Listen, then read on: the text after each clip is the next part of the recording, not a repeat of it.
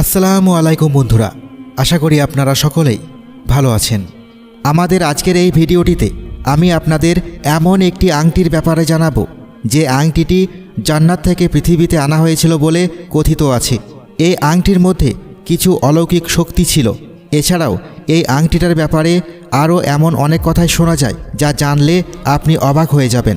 যেমন এই আংটিটি হজরত সুলাইমান আলাইহিসসালামের মৃত্যুর পর হঠাৎ করে গায়েব হয়ে যায়। এই আংটির কথা হাদিসে বর্ণিত হয়েছে, কিন্তু এখন এই আংটিটি কোথায়? হজরত সুলাইমান আলাইহিসসালামের পর এই আংটির দায়িত্ব কাকে দেওয়া হয়েছে? আসুন জেনে আসি সেই আংটির ইতিহাস। আজ থেকে হাজার হাজার বছর আগে যখন হজরত আদম আলাইহিসসালাম আর বিবি হাওয়া আলাইহিসসালাম পৃথিবীতে আসেন, তখনই পৃথিবীতে প্রাণীর অস্তিত্বের বিকাশ ঘটে। আরও কয়েকশো বছর পর ধীরে ধীরে পৃথিবীতে মানুষের সংখ্যা বাড়তে শুরু করে। তখন মহান আল্লাহ তাআলা হজরত জিব্রাইল আলাইহিসসালামকে বলেন, পৃথিবীতে থাকা অবস্থায় একটি সৎ মানুষের হাতে যেন আংটিটিকে তুলে দেওয়া হয়। এরপর সেই আংটির দায়িত্ব হজরত আদম আলাইহিসসালামকে দেওয়া হয়। হজরত আদম আলাইহিসসালামের পরে সেই আংটিটি হজরত দাউদ আলাইহিসসালামের হাতে তুলে দেওয়া হয়। হজরত দাউদ আলাইহিসসালাম বনি ইসরায়েলের একজন শক্তিশালী বাদশাহ ও নবী ছিলেন। হজরত জিব্রাইল আলাইহিসসালাম তখন হজরত দাউদ আলাইহিসসালামকে এই আংটিটি দিয়েছিলেন। তখন তাকে বলেছিলেন, হে দাউদ, তুমি এই আংটির খেয়াল রেখো। তোমার পর তুমি এই আংটির দায়িত্ব এমন একজন বিশ্বস্ত বান্দার উপর দিও যে ব্যক্তি আল্লাহর তরফ থেকে পাঠানো সব প্রশ্নের জবাব ঠিকভাবে দিতে পারবে। এখন আমি তোমাকে সেই সব প্রশ্ন এবং উত্তর জানাবো। তোমার পর যে ব্যক্তি এই আংটি পাবে সে তোমার পরবর্তী শাসক হবে। এরপর হজরত দাউদ আলাইহিসসালাম তার রাজ্যে সবাইকে তার রাজদরবারে ডেকে পাঠায়। সেখানে হজরত সুলাইমান আলাইহিসসালামও ছিলেন। হজরত দাউদ আলাইহিসসালাম সবাইকে একই প্রশ্ন করেছিলেন, কিন্তু কেউই সেই প্রশ্নের সঠিক উত্তর দিতে পারছিল না। সেই কঠিন প্রশ্নের সঠিক উত্তর সেখানে থাকা হজরত সুলাইমান আলাইহিসসালাম দিতে পেরেছিলেন। এরপর হজরত দাউদ আলাইহিসসালাম সেই আংটির দায়িত্ব হজরত সুলাইমান আলাইহিসসালামকে দিয়েছিলেন।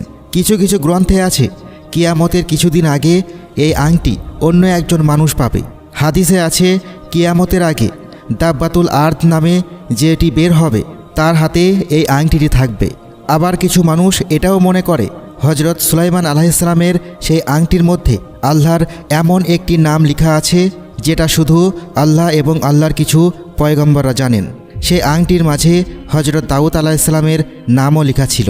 কথিত আছে সেই আংটির শক্তি দিয়েই হজরত সুলাইমান আলাইহিসসালাম পশু পাখি ও জিনেদের উপর হুকুম চালাতো। এছাড়াও আরও একটি ঘটনা উল্লেখ আছে, একবার হজরত সুলাইমান আলাইহিসসালামের সেই আংটি জিন শয়তানের হাতে চলে গিয়েছিল। তারপর কোনো এক কারণে জিন শয়তানের হাত থেকে সেই আংটিটি নদীতে পড়ে যায়, আর সেই নদীতে থাকা একটি মাছ এই আংটিকে গিলে ফেলে। এরপর একদিন সেই মাছটিকে হজরত সুলাইমান আলাইহিসসালাম ধরে ফেলে আর তার পেট চিরে সেই আংটি বের করে। আর এইভাবেই হজরত সুলাইমান আলাইহিসসালাম আবারও পৃথিবীর বাদশাহ হয়ে উঠেছিলেন।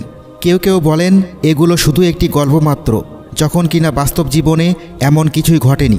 কোনো নবী সেই আংটির শক্তি দিয়ে রাজত্ব করত না, বরং স্বয়ং আল্লাহ তাদের নবুয়ত ও শক্তি দান করেছিলেন। আর কিছু ইসলামিক স্কলারের মতে এগুলো মন গড়া কাহিনী ছাড়া আর কিছুই নয়। সুলতান সালাহউদ্দিন আইয়ুবীর শাসনকালের কিছু নাইট টেম্পলাররা হাইকেলে সুলাইমানির নিচে সুড়ঙ্গ খুঁজে সেখান থেকে সেই কালো জাদুর কিতাবগুলো সংগ্রহ করে নিয়েছিল, যেগুলোকে হজরত সুলাইমান আলাইহিসসালাম মাটির নিচে পুঁতে রেখেছিলেন।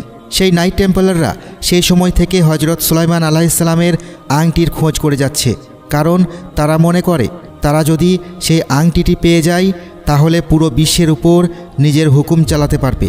কারণ তখন পৃথিবীতে থাকা সকল জিন পরি ও মাখলুকাত তাদের কথাই উঠবে আর বসবে। তাই তারা আজও সেই আংটিটিকে খুঁজে বেড়াচ্ছে, কিন্তু আজও তারা সেই আংটির কোনো সন্ধান পায়নি, আর হয়তোবা কোনো দিনও পাবে না। কারণ হজরত সুলাইমান আলাইহিসসালামের পরে যে এই আংটি পাবে সেই ব্যক্তি কাফেরদের বিরুদ্ধে ব্যবহার করবে। হজরত জাবের বিন আবদুল্লাহ রাদিয়াল্লাহু আনহু বলেন, হজরত সুলাইমান আলাইহিসসালামের আংটির উপরে কালিমায়ে তাইয়েবা লেখা ছিল, আর সেই আংটিটা আকাশি রঙের ছিল।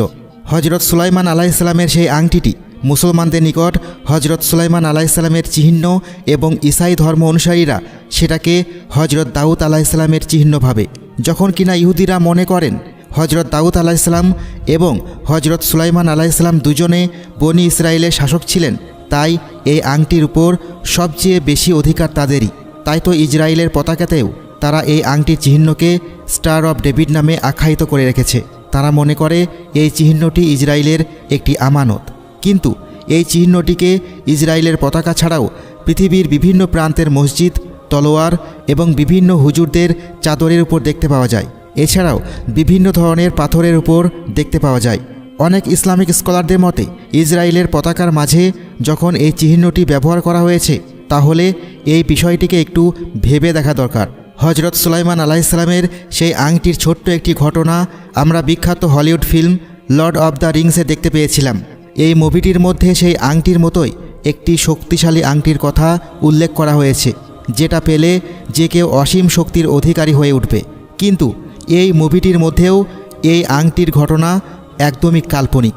এখন আমরা হজরত সুলাইমান আলাইহিসসালামের সেই আংটি সম্পর্কে অনেক কিছুই জেনে গিয়েছি, কিন্তু তার মৃত্যুর পর সেই আংটিটি কোথায় গেছে এবং বর্তমানে সেই আংটি কোথায় আছে তা আল্লাহ ছাড়া আর কেউই জানে না। কিন্তু হাদিসে এই কথাটি বর্ণিত আছে, কিয়ামতের কিছুদিন আগে এই আংটি মাটি চিরে বেরিয়ে আসবে এবং এই আংটির দ্বারা প্রকৃত মুসলমান এবং কাফেরদের আলাদা করা হবে, যেটাকে আমরা হাদিসের ভাষ্যমতে দাব্বাতুল আর্দ নামে পরিচিত।